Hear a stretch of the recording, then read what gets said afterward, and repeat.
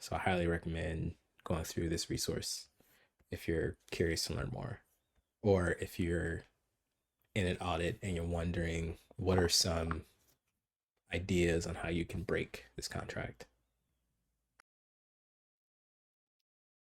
Now I want to go through a real world example of a denial of service attack vector found in the wild. So we're again looking at the DeFi Hack Labs, which has a proof of concept. But what I want to pay attention to is this block-sec breakdown, because I think they do a very good job of making it more concise. So what we're looking at here is a method called process refunds. If you remember from the previous example we just talked about,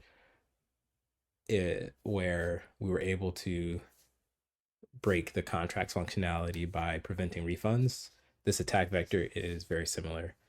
So there's a function called process refunds. This is inside of an auction. And notice that what is going on is there's a for loop going across multiple bids in an auction, meaning that this process refund is doing a bulk transaction to try and process multiple refunds in a single transaction. And